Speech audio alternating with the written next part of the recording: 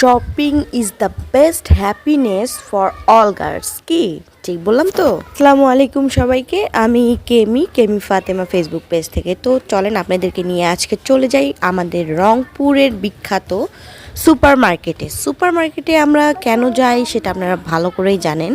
Super মার্কেটে সব ধরনের প্রোডাক্ট একসঙ্গে পাওয়া যায়, তাই আমরা সুন্দর একটা অটো ধরে আমার বোন সহ এবং সাথে লুসান ছিল, চলে গেলাম একদম সুপার মার্কেটে। ডাইরেক্ট গিয়েই আমার এক চোখ পড়লো একটা পার্পল কালার শাড়িতে। তারপরে আমি আমার কাঙ্ক্ষিত প্রোডাক্টটি পেয়ে গেলাম, সুন্দর একটা নেটের কাপড়, গস কাপড় পেয়ে গেছি। এটা আমি নিয়েছি, এটা দিয়ে একটা আমি সুন্দর একটা গাউন নিজে হাতে বানিয়েছি। তো সেটা অন্য আরেকটি ভিডিওতে আপনারা অবশ্যই দেখতে পারবেন ইনশাআল্লাহ। তো এখানে আমি অনেক দেখতে অনেক কিছু দেখে শুনে তারপর ভেবে চিনতে আমি অনেক চয়েস করেছি, যাতে আমি জিনিসটা ফেলে না দেই, মানে আমার যেন কাজে লাগে। আমি কাজে লাগার জিনিসগুলো বিশেষ করে দেখে কিনেছি।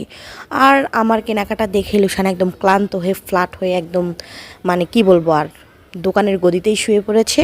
আর এই দিকে দেখছেন আমি শুধু পার্পল কালারের দিকে আমার চোখ যাচ্ছিল, কেন জানি না, এত ভালো লাগে ওই কালারটা। আর এই যে লুসান মানে কোথায় যে গড্ডাগড্ডি খাচ্ছে তার কোনো ঠিক নেই। তো বাচ্চা কাচ্চা নিয়ে আসলে মার্কেটে যাওয়া ঠিক না, তো কি করব, আসলে ওকে রাখার লোক ছিল না, তাই ওকে নিয়েই বেরিয়ে পড়েছি। আর এই তো দেখতে পাচ্ছেন কত গজ কাপড়। আমাদের রংপুর সুপার মার্কেটে সব ধরনের গজ কাপড় পাওয়া যায়। তো যারা গজ কাপড় খুঁজছেন সব ধরনের, তারা অবশ্যই চলে আসতে পারেন আমাদের রংপুর সুপার মার্কেটে। আমার অনেক ধরনের কাপড়ের দরকার ছিল, যেহেতু আমি নিজেই কাপড় মেকিং করি, তো আমি বিভিন্ন ধরনের কাপড় নিয়েছি। আমার যেহেতু বেশি বের হওয়া হয় না, তাই আমি যখন বের হই তখন আমি যেটা পছন্দ হয় নিয়ে রেখে দিই, আস্তে সেগুলোকে মেকিং করি। আর এদিকে যে আমি আঙ্কেলকে বলছিলাম যে আমাকে এটা দেখান, ওটা দেখান, এটা দেখান। আর এই যে এই গজ কাপড়টা আমি নিয়েছি, এটা শাড়ি বানাবো, তো এটারও একটা নতুন ভিডিও আপনারা ইনশাল্লাহ দেখতে পারবেন।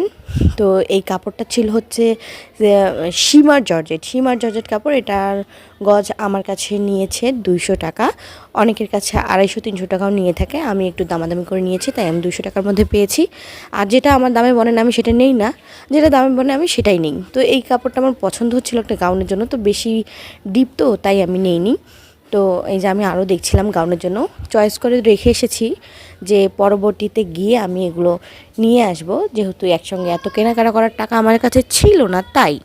তো এই যে আমার বোন দেখতে পাচ্ছেন আমরা বাইরে বের হয়ে পড়েছি। তারপরে লুসান দেখে ফেলেছে হাওয়াই মিঠাই, আর আমি হাওয়াই মিঠাইটা ওর কাছ থেকে নিয়ে দেখেন একদম ভিডিও শ্যুট শুরু করে দিয়েছি। কি করব বলেন, বাচ্চা মানুষ তো না যে খাবো, একটু ভিডিও শ্যুটই করে নিলাম। তো এই যে দিলাম লুসানকে, লুসান হাওয়াই